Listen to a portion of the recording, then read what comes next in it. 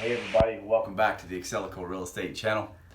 I want to talk just a little bit today about a book that I've recently been going through. It's by an author named Malcolm Gladwell, and the book is called What the Dog Saw.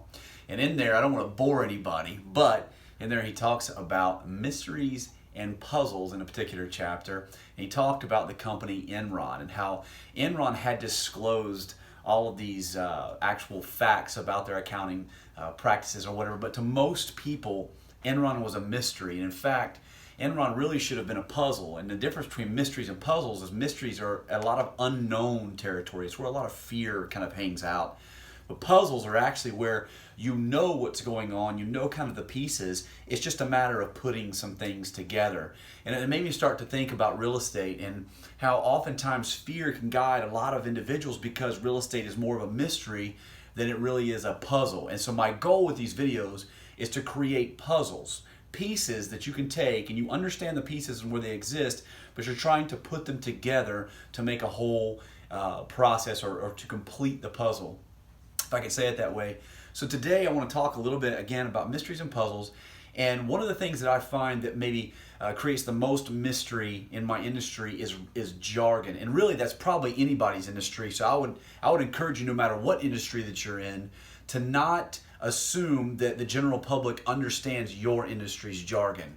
A lot of times we'll just start talking so fast, say words, and people really don't understand what the meaning of those words are, and maybe they just don't, they think that they should, and so they never ask the question. Listen, you should always ask the questions because there are no stupid questions in real estate.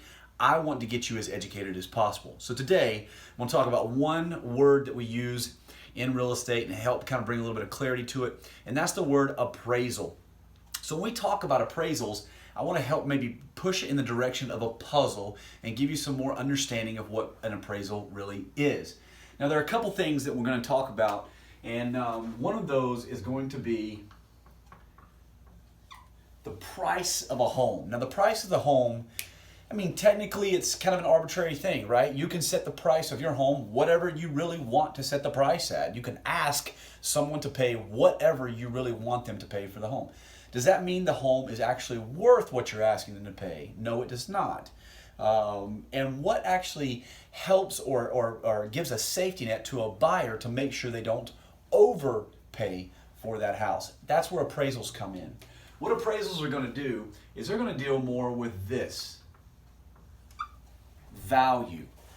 Appraisers are going to go and look, and they're going to try to find a consensus of value. Meaning they're looking at the property that is going to be purchased or sold, and they're trying to find other properties that are very similar in their characteristics to that property, and they make some adjustments, maybe whether one's on a pond, or one has a pool, or one has some upgraded granite. They'll make adjustments to bring those other homes in line with the property that's being purchased and to determine their opinion of value. And so again, they're looking for a consensus. You don't want to ever look at like anomalies. There might be one property out there that sold for way less or one property that sold for way more. You don't want to look at the anomalies. You want to get the consensus. So what an appraiser will do is he'll look for 3 sold comps, usually within the last 3 months to 6 months time period, and as close to the property in proximity as you can get. And then maybe also 3 listings that are justifying what are other people attempting to get in a price of a home. And so the appraiser is really not dealing as much with price as he is with value. And so then what he wants to do is complete the appraisal, and he's looking to justify the value on the contract or the price that's actually listed on the contract for the purchase of the home. He's looking to justify that through the appraisal. Now, if you are paying for a property with cash, it is not a requirement that you get an appraisal. If you have good enough knowledge of the market, your agent's good enough to give you an opinion of the value of the property, you trust your agent, which we always want to develop at Excellecore as a trust between us and the clients. But if you trust them and they say, hey, the price that you're paying here is actually the value of the property, you can move forward and purchase the property with cash. There's no need for an appraisal. However, there's the unknown many times is, am I paying too much for this property? And an appraisal is really like a safety net for your conventional loans, your FHA loans, your VA loans, or any of the loan types we went over in other videos. It's really a safety net to make sure that you're not overpaying for the property, at least for the time that you're purchasing the property.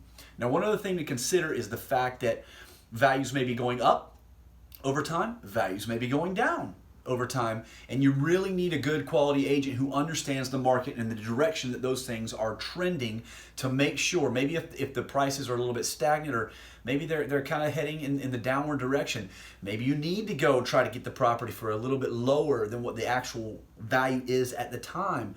But then again, maybe, hey, you might be to push the price. You might have to pay the list price for the home if the values are going up. So just understand that it's more of a safety net too, to help you eliminate the fear. And see, that's really what we want to do here. We want to eliminate fear. It's one of the things that we are our guiding principles here at Excellecore Real Estate. We want you as educated as possible. Obviously, I want to be your guide, but we don't want you making decisions out of fear. We don't want you making decisions based on the unknown or mysteries. We want to give you enough information, help you create that puzzle so you can put it together and be confident in your real estate decision. So again, my name is Jeremy Rickard. I'm the broker at Excellecore Real Estate. You can find us at excellecorerealestate.com. Love to hear your questions, comments. Give the video a thumbs up if you would. Like, share, and subscribe, and we'll talk to you next time.